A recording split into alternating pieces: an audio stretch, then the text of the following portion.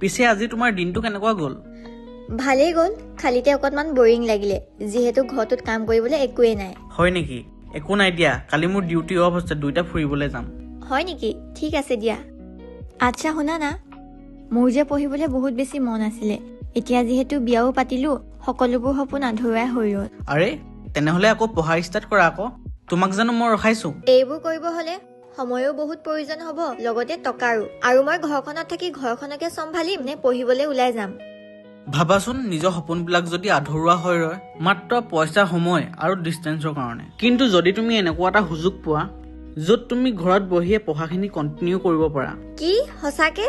সঁচাকে। আৰু ক'ত জানা? মাতা ত্ৰিপুৰা সুন্দৰী অপেন ইউনিভাৰ্চিটি। আৰু এইখন অকল ইউনিভাৰ্চিটিয়ে নহয়, তেওঁলোকৰ কাৰণে এটা নতুন আৰম্ভণি, যিয়ে নেকি কিছুমান কাৰণত নিজৰ পঢ়াখিনিক এৰি দিব লগা হৈছিল। আৰু এই ইউনিভাৰ্চিটিখনত তুমি বহুতো ফেচিলিটি পাবা, যেনে UGC এপ্ৰুভ প্ৰগ্ৰেমছ, আৰু ঘৰত বহি ষ্টাডি কৰিব পাৰিবা, উইকেণ্ড অনলাইন ক্লাছ কৰিব পাৰিবা, আৰু গ্ৰেজুৱেশ্যনৰ পৰা মাষ্টাৰলৈকে অপশ্যন পাবা। লগতে ৰাষ্ট্ৰীয় শিক্ষানীতি 2020 আৰু UGC নিৰ্দেশনা অনুসৰি বিশ্ববিদ্যালয়খনে দ্বৈত ডিগ্ৰীৰ কাৰ্যসূচী আগবঢ়াইছে। ছাত্ৰীসকলে দুটা ডিগ্ৰী ডিপ্ল'মাৰ সৈতে একেলগে চাৰ্টিফিকেট প্ৰগ্ৰেমৰ বাবে পঞ্জীয়ন কৰিব পাৰিব। আৰু এতিয়া তুমি ঘৰে চম্ভালা বা কলেজ ডেইলি যাব নোৱাৰা বা জবে কৰা, এইবিলাক এতিয়া চিন্তা নাই, কাৰণ এতিয়া তুমি যিহেতু কলেজ নোযোৱাকে ঘৰতে বহি এক্সাম দিব পাৰিবা আৰু পঢ়িব পাৰিবা। সেইটো কাৰণে এতিয়াৰ পৰা পঢ়া আৰু তোমাৰ নৰখে। আৰু এইখন ইউনিভাৰ্চিটিয়ে নহয়, এইটো এটা তোমাৰ ছেকেণ্ড চান্স বুলি ভাবা। তেন্তে এতিয়া ভাবি থাকিব নালাগে, আজিয়ে এপ্লাই কৰা জুলাই ছিজনৰ এডমিশ্যনৰ কাৰণে।